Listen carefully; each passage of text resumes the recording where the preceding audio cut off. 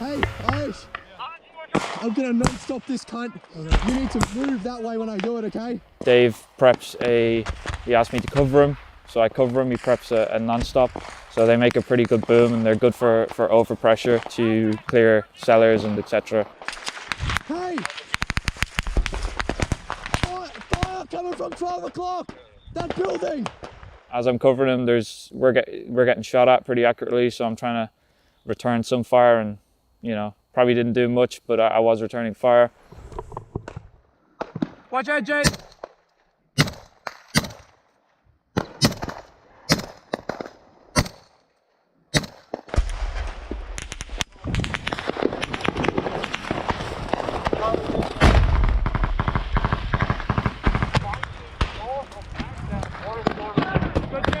Yep. So we were like, sweet, anything in there should be fucking pretty dead. And then nearly probably 20 seconds after the Russians start throwing F1 grenades back out at us, and then start just firing up to the hole. They're still in there. So we were like, well, fuck, we'll come back for that. They're still in there! This is Bravo, Roger. I non-stop, the red brick is still got enemy inside, over.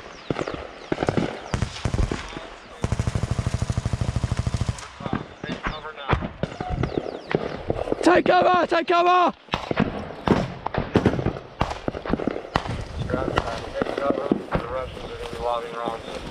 Take cover. Is it Bravo mortar rounds or just normal bullets, over?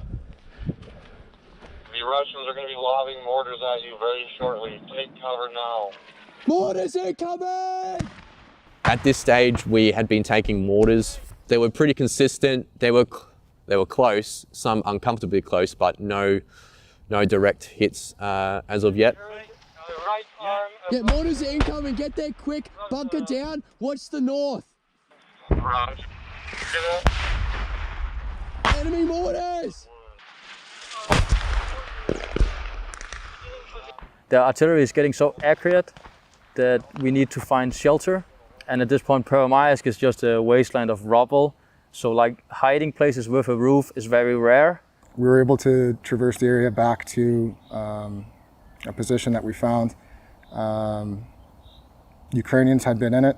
They were occupying it, facing and having everything facing east towards the Russians. So it was our first Ukrainian position on the zero line. So very well defended Ukrainian position. I think it looked like an old car garage filled with concrete. So it had 3 walls and a roof. And where the cars was supposed to go in and out, they had built like Hesco bastions filled with sand, and then just like a doorway with nothing. We all cramped in there. There was already 5 or 4 Ukrainians in there, plus us 9, and it was not built for that many, so we were very cramped. A couple minutes after we came, maybe 10 minutes after we came, a 120 or something similar mortar or artillery shell lands directly on top of the bunker. And the entire bunker just rings like a bell. Nobody can hear anything, and the entire room is filled with dust. So after about 10 minutes of sitting there, it was, I remember hearing an FPV drone at the very last second, and you kind of look towards it near the door, and it hit us, and the explosion was immense, and it was, you could see the fireball, like it was in your face, and it luckily didn't kill anyone, but it wounded one Ukrainian, had some minor shrapnel to his face. If it was like this further down, it would have gone straight in and probably killed every one of us. Divine intervention, I guess. At this point, there was the Ukrainian guy in there. We later found out he was the commander of the group in that position. He wanted to do while everything is going on, we have just got in there, everybody's injured, everybody's still fighting, artillery, drones everywhere. He wants to do a selfie for some reason, because we are foreigners, and he has never met foreigners in Ukraine before. So he takes out his phone and is starting to do selfies. He just finished doing the selfies. A suicide drone hits like the pillar roof. Nobody got hit besides the Ukrainian guy. He got hit in the mouth with shrapnel, and he just sits there, oh, below, while he's bleeding out of his mouth. And I have no doubt if it wasn't for those Ukrainians in that particular position that they took us into, we would have died for sure, because at that point there was no way to outrun kamikaze drone. Now everybody's getting very tired of this operation, and it has failed at this point because we can hear what is going on with every other group, and it is what it is. Hey, Yorkie! Yorkie! Roger. I need 2 of you to push across the road to here. Fucking run, cunt! Get up and fucking run!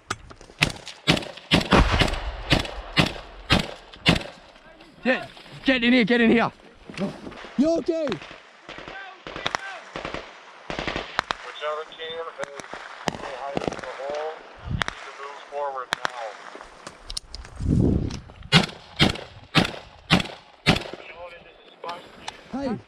Hey, okay. You two, I'm gonna say here, there's still enemy in there, okay? Yeah. Alright. Watch the entrance on the left and the right. Watch these holes. I don't think they can see out of there. They would have shot me by now, okay? We are gonna push around, head up to those mountains, hills, okay?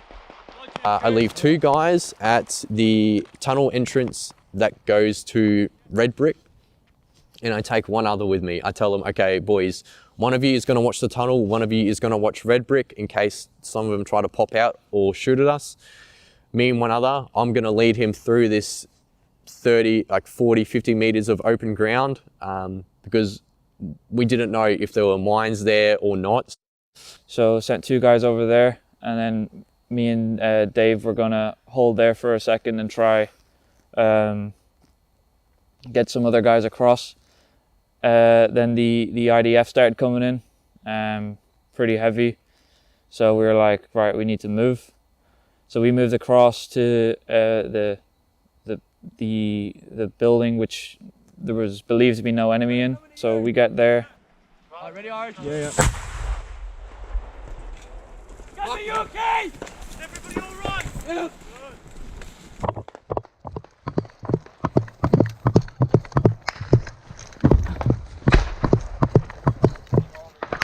Stay low. They're trying to hit us with RPGs, but they can't get the... Where's this cellar? Stay low, bro. Yeah. From there, me and Dave decided to keep the boys there, and then me and Dave were going to move up through this open field, see how far we can get and see kind of what's going on, and see if we can, you know, kind of get closer to the enemy further east. Okay, get to me. I'm gonna move. Yeah. We're gonna take turns, okay? Okay. Oh, what's that under there? When me and my mate Howard started bounding forward, I would bound forward, and he would take the exact same route I did. Yeah. Moving up. And a mortar lands about 15 meters next to us.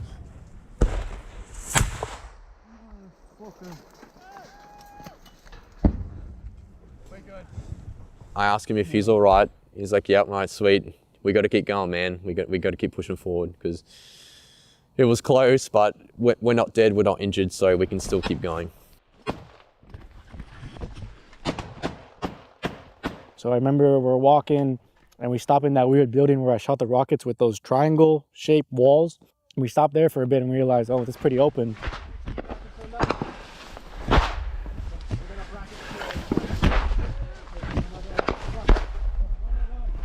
Hurry. Excuse me. Keep going, get around that wall. Go now, go. Get in. Hurry. Move!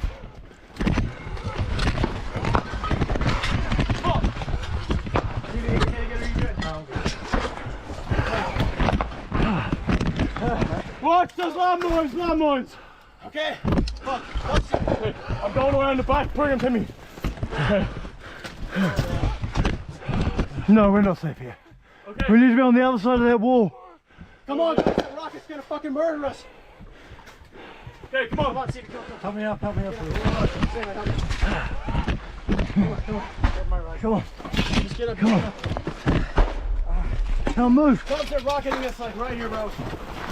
There's a trench. Yeah. Watch the guys. We walked past that. We walked back to the first enemy bunker that we cleared, and we hopped in their trench line, and we're kind of sitting there.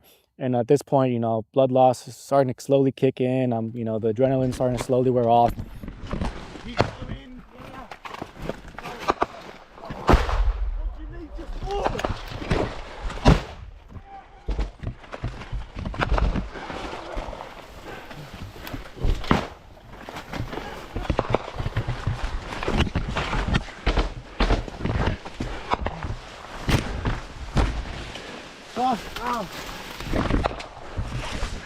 You good, brother? I don't know where I'm going.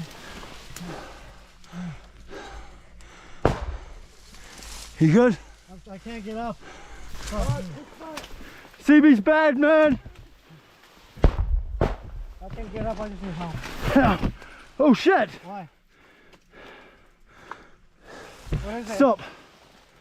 It's mine? Yeah. Where? Right there. Mine! Trip mine. Trip mine. Trip mine. Stop. Trip mine! Trip mine! Trip mine! Trip mine! Trip mine! Trip mine! Back that way. Someone get hit? No. No. My body's ripped! Alright, we gotta go right. No, Fuck, it's. I lost my aid bag. Hey, who the fuck is that?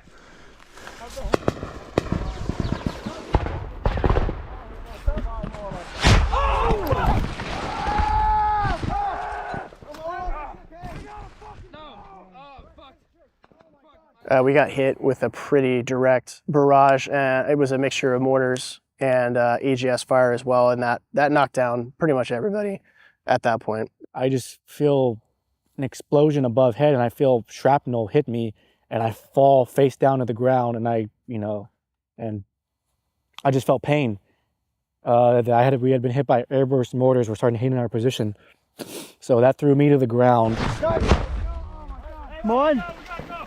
Ow! Fuck! Come on, we gotta run, boys. I'm bleeding. Come on, guys, come on. We gotta go. I'm bleeding too. We gotta go. Drop the shit. Go. Fucking hurt, boys. Come on, come on. Get a tourniquet on me. I'm bleeding out. Fuck! Boots bleeding out. Oh, CB. Come on, guys, we can't fucking stay here. oh my God. I turned over, and then an FPV drone hits one of our marksmen. They took a lot of shrapnel, and some of that shrapnel hit my right arm. And from there, I'm like, shit, I'm hit again. Given the situation, this was like the third or fourth grenade I think that had hit me personally. I don't know about everybody else. I knew CB was fucked up, and Lance I think was okay at this point until we got hit with that barrage. Lance got hit pretty bad, and I got hit, and it hit me in the leg. So I was content to just keep eating shrapnel and keep going as long as I could move. I was doing okay. But I had a piece hit me in my leg, and it made my leg go completely numb, so I couldn't really use it at that point. I couldn't move it, so I was like crawling around. And finally, that last one that hit me, I fell down because I couldn't use my leg, and I laid on the ground, and I was just kind of like, oh man, I got to do something different. Like, this isn't working. Some of the other guys are two snipers, and the other two guys that were with us on our team, you know, I don't know if I told them, or they're like, hey, Tango, we got to go. And I'm like, look, I can't get up, man. Like, you know, you guys go, like, go get help. And they did. They went back to try to tell, you know, hey, like, we got a bunch of casualties laid out and nobody can really move. Oh my God. Tango, let's go! We gotta go. Fuck. Okay. Just need a little something. All right. Fun. All right. We gotta go. Come on, come on. Let's go, let's go.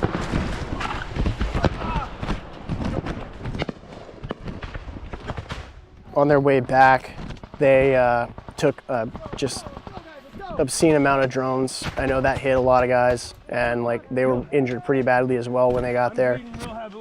Hey, come on! Back. Let it. Oh, God! Oh, my fucking leg! Oh! Okay. Ah! My foot. Oh, mine's too right now.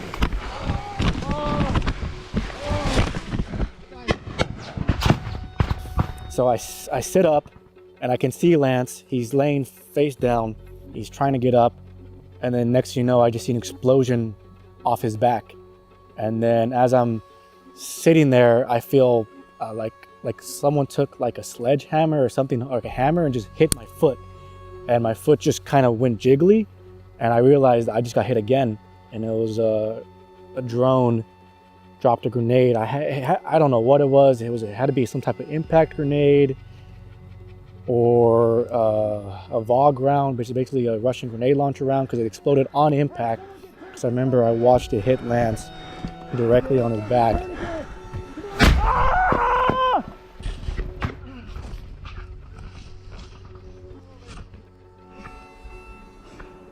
Get to me, bro. We bulk it up, we start bounding, keep bounding, and then we get to a crater. I'm getting in this crater. Okay. What? What? We need to move on it. That's a close one. Okay, I'm going that way, okay? Huh? I'm going that way. What's...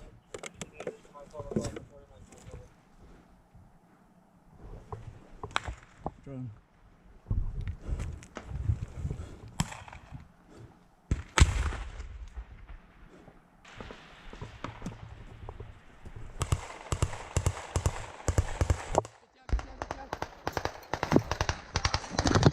What the fuck's that? Get down! So we were waiting for our sniper element to move up so they could help support us in moving up. As we're sitting in that crater, where our lads were behind us, mortars started raining down and like huge plumes of fucking black smoke.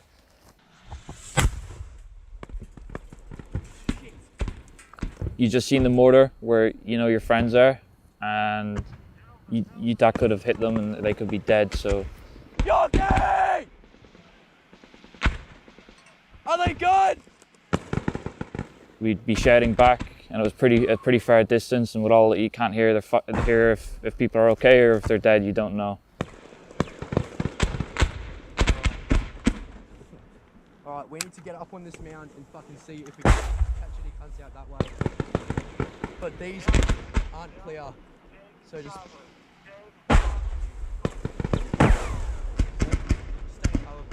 It's just me and one other here. I'm looking around, I'm trying to find what the best way is to approach this, what the best way is forward. I didn't want to bring my team up to me right now because we were in a small crater taking cover at the base of these mounds, and you're bringing the whole team there spread out in open ground. It was better that they were staying near the buildings where they had at least some hard cover for now. At this stage of the battle, my team had advanced as much as we could. Drones dropping grenades. I wasn't sure of the status of Alpha and Delta. I knew they were still fighting, but I didn't know how far forward they were. And then I hear over the radio that Charlie has now taken casualties and they're now withdrawing back to their staging area. So I say to my mate, fuck it, we're moving back, we're getting out of here. Right, we're gonna fucking move back, okay? Yeah. Move back to your fucking orange, I'm gonna cover your ass. Okay. Alright. We're moving back! We were waiting for Ryan to tell us when to retreat. Pretty much everyone had retreated at this point. We took a lot of casualties. So yeah, we've had guys get like sucking chest wounds, keep fighting, stuff like that. But like that was the first time where it was to the point that we had so many wounded that we just couldn't keep pushing. And again, the Ukrainians didn't backfill the positions that we had gotten up to and cleared, just because they probably would not have been able to hold it.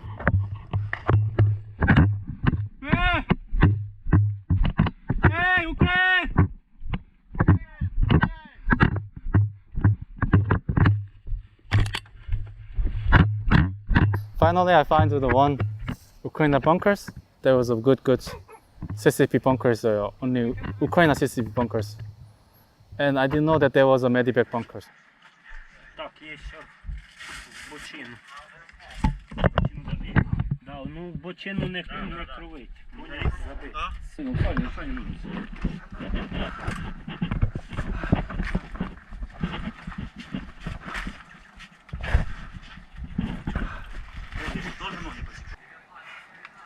Мы сейчас все сделаем. Все будет ок. Будет жить. Slowly. So they can speak in English. I can't speaking the Ukrainian language, so we are trying to using the translate cell phone. Breathe, please. It is hard for your breathing? No, me. Все, заебись. Отлично.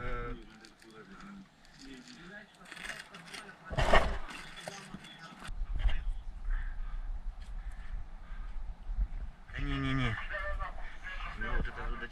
So there was a good medic. So he trying to treat my arms. He did packing my wounded and bandage. So it was a good treatment.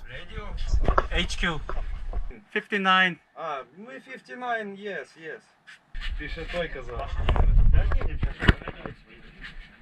One of the darkest moments in my life was we were at that final kind of garage bunker, and we were just getting hit by direct hits on that thing, and I didn't know whether it was going to collapse or hold up or how long this was going to go on for, but that really wasn't what bothered me. What bothered me and what was that moment was hearing on the radio that Delta team had gone completely black on comms. Yeah, and we knew at that point that they were further ahead in the area that the Russians were occupying, and we knew a lot of them were seriously injured. And so I didn't know if those guys went down in there, and they were just in a dark hole in the ground being killed by the Russians. And, these are my friends. These are people I've known for a while. Just that not knowing, that was really hard for me. You just have that sinking feeling inside knowing that your buddies could be being killed as you speak in some dark, godforsaken place in Pervo.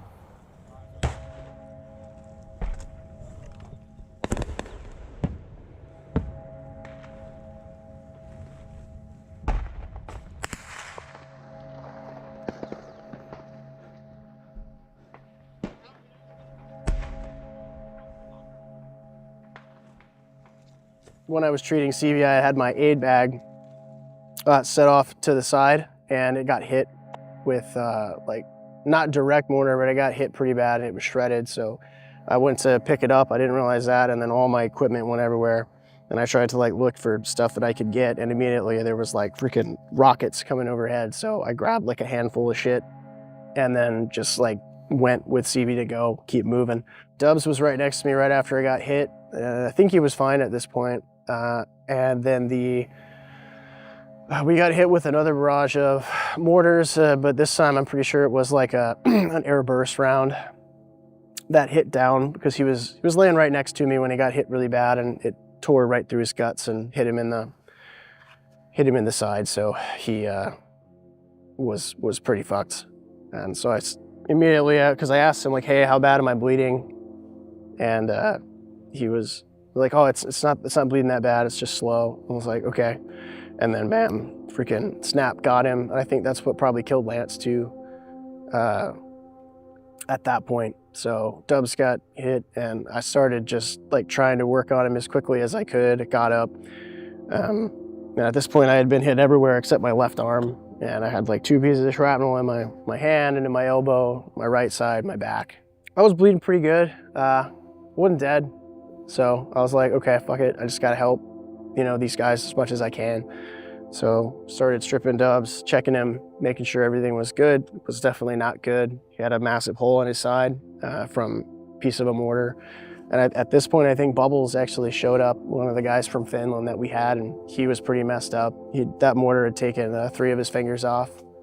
I was working on Dubs, and he showed up, and I was like, buddy, you gotta put a tourniquet on yourself. I can't help you right now. I got one good hand and I got to use it on Dubs. And so I did. I put chest seals on him, full assessment, checked him out, wrapped the bandage around him. He was I think he was stable at least at that point. So I went to check on Lance, and Lance was,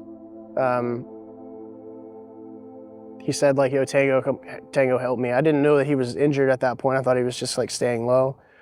So I went over to check him, and he was pretty bad. So I started working on him. I tried to take some of his kit off, pulled it off, checked him. He had multiple injuries, just shrapnel, to the torso. So I pulled all the shit out of my IFAK and used it. And I put, you know, chest seals on him. I had stabilized him and bandaged him up as much as I could, put him on his side, and was like, all right, man, just hang out here. I'll be right back. Went to check on CB. He was good. He had already been patched. Went back to Bubbles again, and then back to Dubs, check Dubs. He was stable. And then by the time I got back to, you know, went back to Lance, he was just kind of on his last breaths. So I just kind of sat there, you know, with him. I tried to help him as much as I could, but like I couldn't. There was unfortunately not really much I could do. These guys were the first casualties for Chosen Company and also for myself. So that really sucked. Yeah.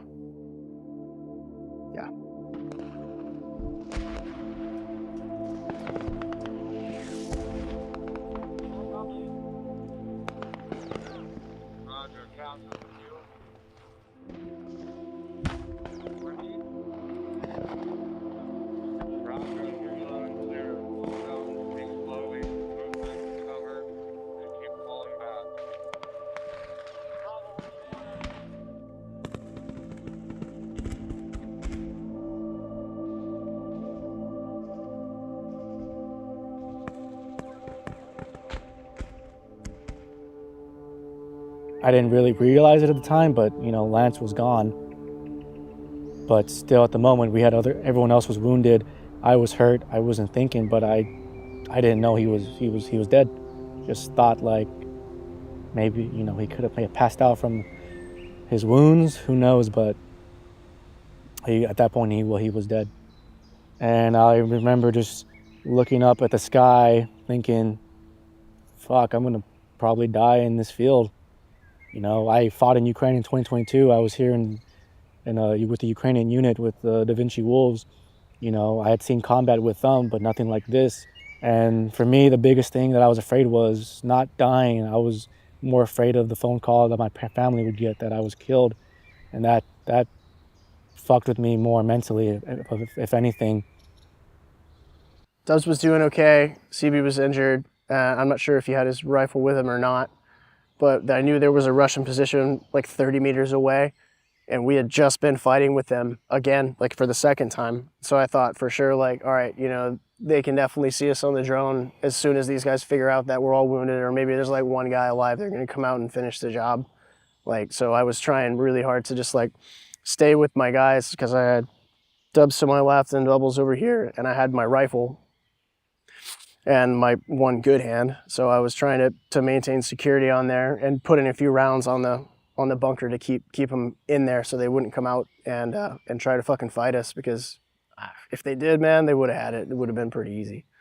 I probably could have gotten up and walked back to that position, but like I didn't, there's no way I was gonna leave my,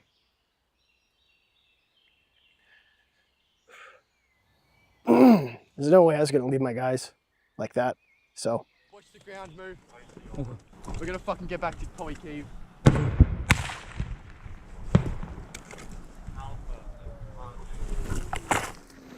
Fuck. You want me going first? No, I'll go.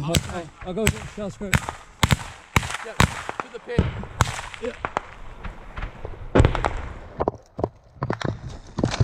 Watch my back, right? Yeah. Right. We're moving back to you! Alright, gotcha. So I've got wood and already, I'm moving.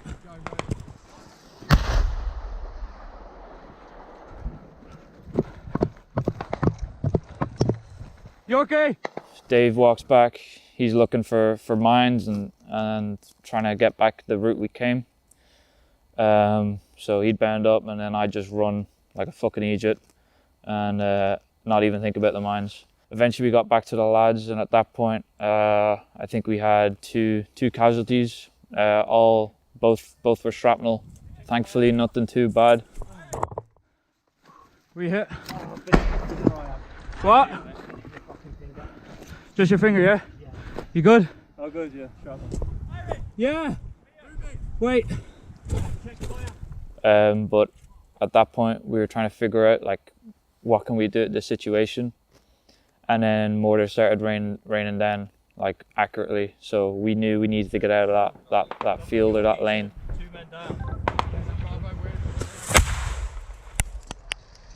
Fast. Jay, we need to go. Jay, we're taking you after mortify. We need to move back. Jay, we're going. Jay. Hey! Yeah. Push back, guys, push back. Push back. Right, let's go, boys. Push back.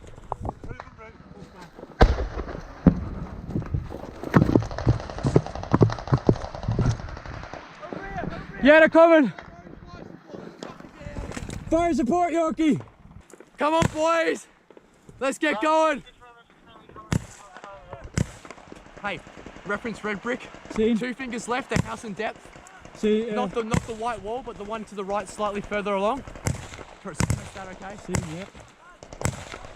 Yorkie, move. You need to get across the road. Get across.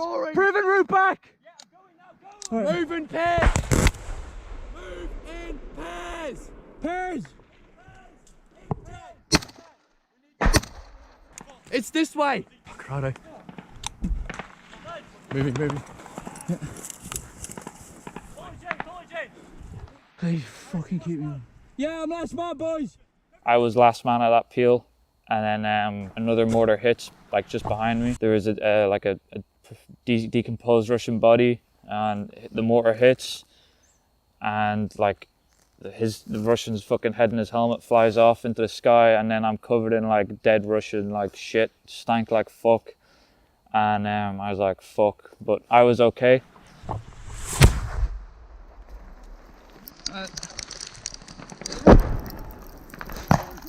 I'm good. When you're fighting and there's all the mortars are going on, you have your training, so you're not really worried about it. You're not really worried about if this happens. You're kind of just you just want to do your job and go to the positions that you're told to go to.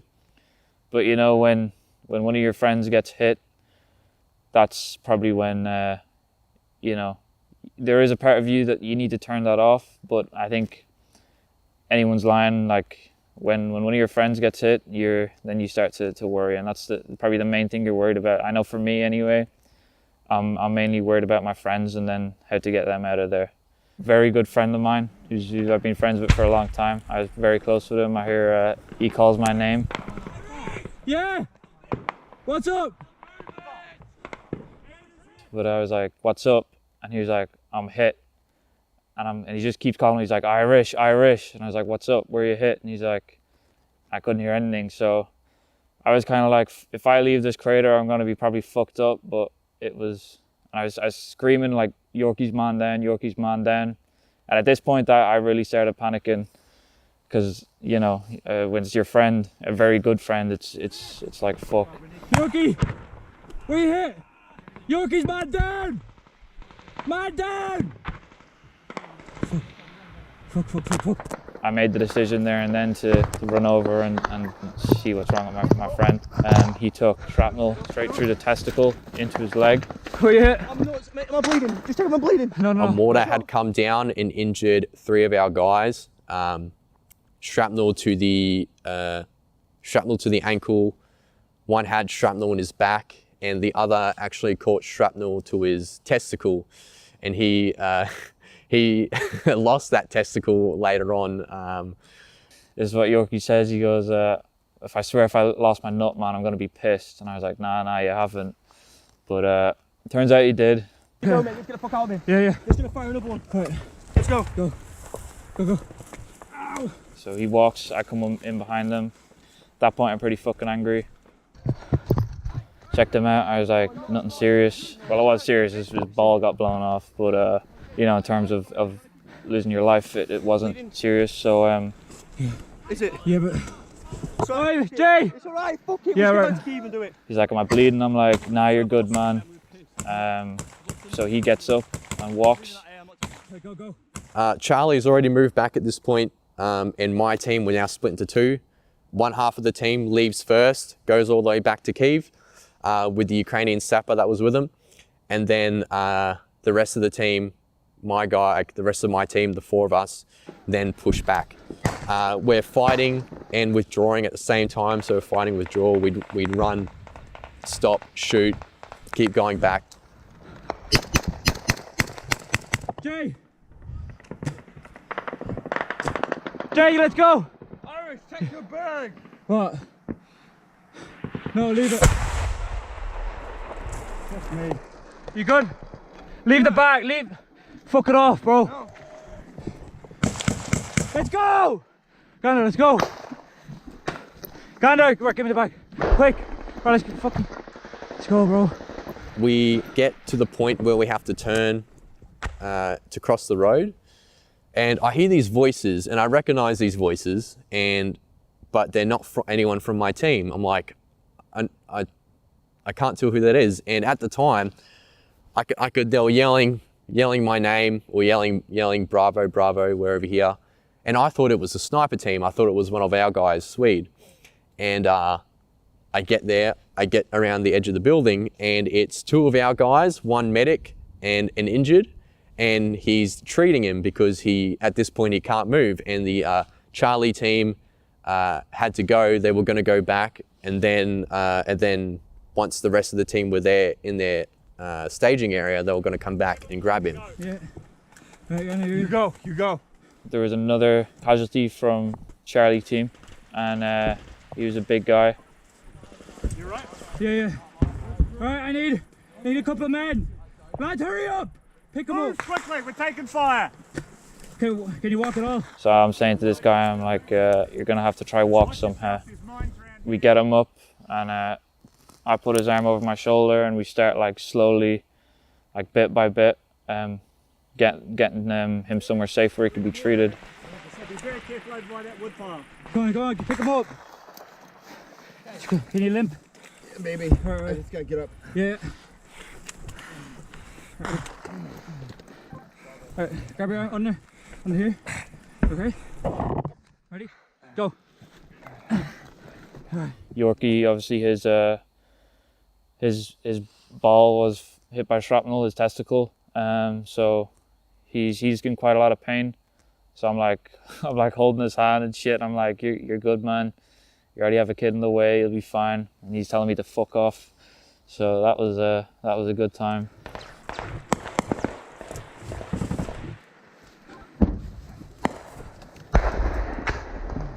Over. Yeah. All right, Jay, which way? Keep going.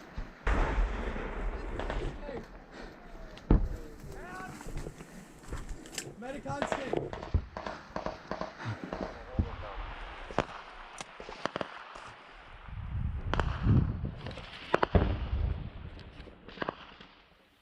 Kind of sitting there, I had holding pressure on Dubs's chest wound because he was moving around a lot. He was really uncomfortable. He couldn't breathe very well, because of the injury to his lungs. And so I was holding pressure on that with my rifle up on, like, pointing back at the enemy position. I stabilized Dubs for like an hour, and man, I'll tell you what, sitting for an hour in a battlefield with like an active firefight and mortars and shit going on, that really sucks.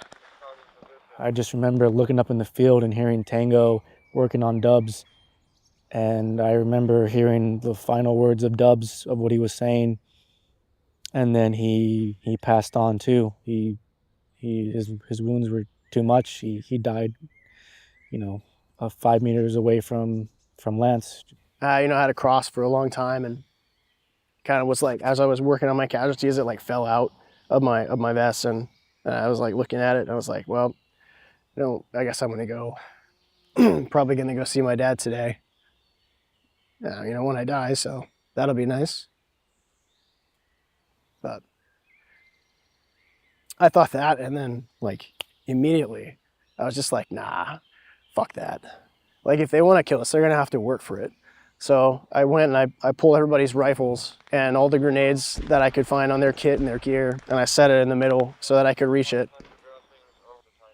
As the day slowly got darker and darker, because it was still sunny, it was still sunset when I was hurt, and as the night dragged on, it was just getting darker and darker, but the gunfire, the artillery, it was still going constant.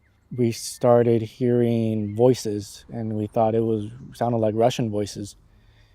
So I remember Tango just went shh, and we just listened quietly, and we could hear voices. So he grabbed his AK, he fucking put a fresh mag in, chambered it, grabbed a frag, and he just looked at us and said, "This could be it, boys." I had a grenade in my hand, and I had it unpinned at that point because I thought, like, for sure, man, they're gonna come at any point. Like, they're gonna come from the trench or they're gonna come from the bunker, and they're just gonna fucking get us. So I had one grenade underneath, my rifle on the other, and I heard voices coming from back behind us, and I heard like a word in Russian, and I didn't know if it was Ukrainians or Russians, and I was just like, yeah, this is it. Like, we're gonna fucking go, and fucking flip my safety off, and thank God, Ryder was there. He was one of our terps, and he said, "We're friendlies." And then next thing you know, I feel hands grab me on my chest, and for a split second, I just was like, I jumped, and then I heard friendlies. It was my buddy Dirty P, and one of our Ukrainian translators had reached us. And I said, "Hey man, get fucking CB and Bubbles out of here right now. Get CB out first. He's hurt the worst. Me and Bubbles will walk out, send another crew back." And we did. And they got CB out on the stretcher, and then JK and another guy came back for us, and me and Bubbles walked out together. It was really tough for him because he had lost a lot of blood, so JK was helping him, and I was stumbling along as much as I could, you know, just because the terrain is so crap. And like at nighttime with no night vision and a bum leg that you can't feel, it's pretty hard to get out.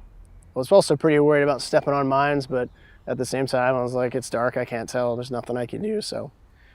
The assault at this stage was done. We couldn't push any further. We got hit pretty hard and unexpectedly as well. So we were sort of waiting now to determine what time we should exfil. But at this stage, we had also learned that we have 2 KIA. We also had 1 MIA. One of our dudes got injured and ran west back to the Ukrainians, and we lost him. And he eventually, he was found. He went back to the, I believe, the drop-off point. I'm sitting at the position with the Ukrainian guys, and one of the Ukrainian guys comes up to me, and he's this just big old dude. And he like barely fits in this little bunker, and he gets in, and he comes up to me. And I used all my stuff for my IFAC to treat everybody else, so I didn't have anything else, and I'm still bleeding from like my leg here. I'm reaching down and touching it every once in a while to see if it's like fresh, and you know, of course it is. So the guy comes up to me and he's like, medic. And I'm like, yeah, medic. And he's just like, oh, and he lifts his shirt up and he's got this little bitty shrapnel wound going through and through. And he's like, oh, help me. And he hands me a bandage. And I was like, thanks, man. And I like wrap my leg with it. He's like, nee. I'm like, dякую. Thanks. An American guy comes up to me and tells me, yo, you heard his name's Feeney, and he was like, Feeney got shot in the back of the head. And at that point I was like, fuck, like, well, I suppose, like, you just don't think that means he's dead. But obviously the guy's American, he's a bit, you know, stupid. But I walk into the cellar, and the guy who I just been told got shot in the back of the head and presumed dead, he's sitting there smoking a cigarette.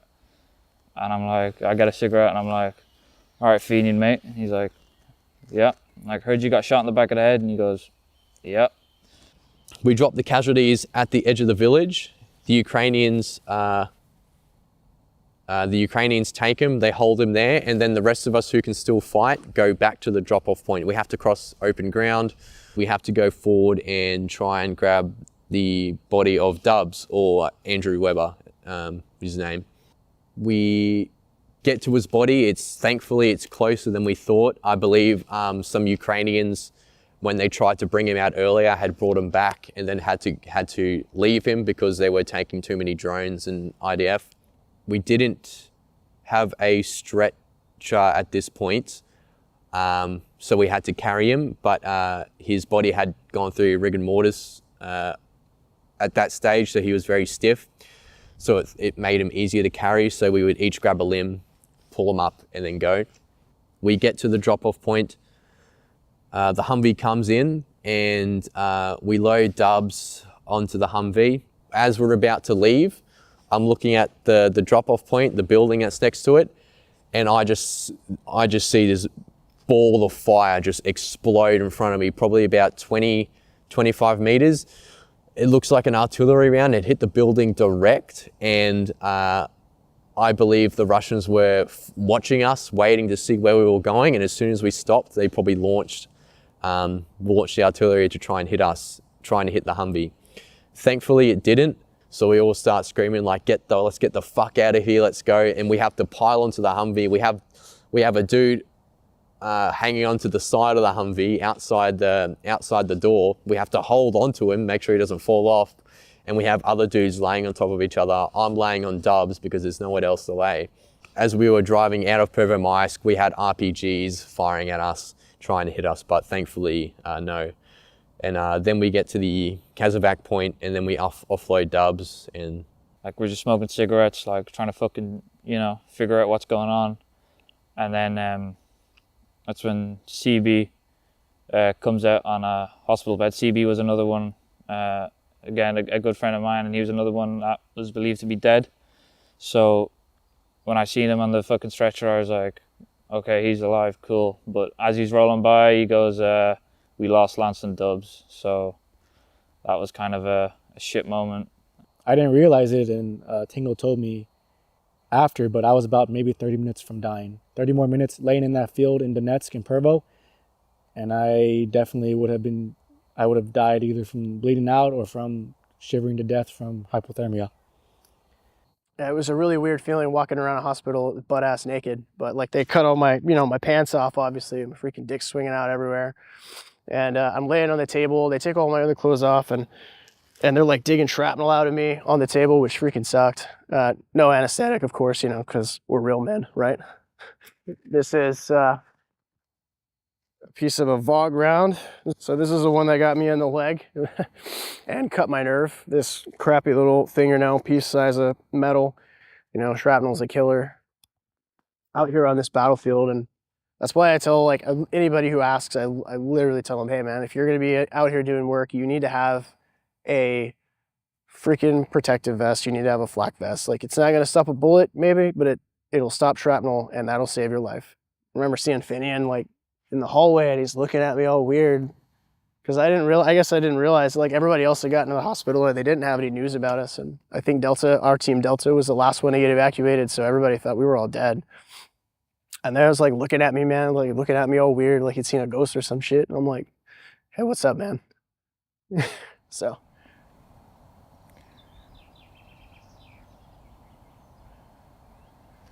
I think the biggest problem that we ran into in this operation, why it was a non-successful one, is the drone threat. At least for myself and Bravo team up in the north, there had been so many dropper drones, and it just stopped us from being able to push forward and move forward, and to effectively deal with our immediate contact, the Russians, to our 12 o'clock on our advance. So moving forward, we had to come up, and we came up with other ways to try and counter this so that we don't run into something like this ever again. A lot of foreigners look at Chosen as like the suicide unit or something, but like they don't understand we'll plan an operation for a week, 2 weeks, 3 weeks, use drones to weaken it, use drones for recon, the whole 9 yards. So it's not like we know going in, like Pervo 1, they're like, yeah, you're gonna have up to a company size element. It's like, okay, well, in that area, you can only fit 12 men. So, we had myself and 11 other guys going up against a company size Russian element in fortified positions. It's what it is. And, it boils down to planning, preparation, training, execution. So, and we constantly learn from everything we do. Like that's one thing that's really good with us is like, okay, Pervo 2, we don't hide Pervo 2. Like there's other units, they would take that as a loss and be like, no, we never speak of that again and pretend like it never happened. With us, that was a huge point. Like, okay, we did this, how do we better ourselves? And every op we do, whether it's like success, failure, doesn't matter. We take a look at it and we like, okay, how do we incorporate like our successes? How do we make this better? Where do we need to improve? And that's something that is really good and really strong about Chosen, is that we're always trying to evolve, and we're always trying to increase like our skill sets and use more efficient tactics, better tactics. because you can't keep doing the same thing over and over. The Russians will learn from that. They're watching it just like we're watching it, and They're that's just dumb, going to but lead they're not guys. that dumb. Yeah, they still want to live. But one thing we really had going in Chosen Company that really allowed us to do these operations and to go into operations that we knew were going to be bad. We had all worked together for a long time. We had trained together for a long time. We all knew each other in and out, and we all liked each other.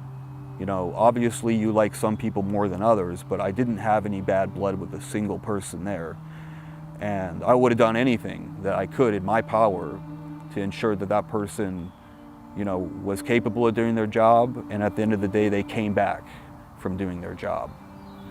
And I think that's a really important thing, is just to try to love and understand the people you're working with, because that power is what's going to carry you through. It's going to give you confidence. And you're going to need that confidence because, you know, the war in Ukraine is very serious. It's not like other wars, like Middle Eastern wars. There's a level of intensity here that hasn't been seen in 100 years.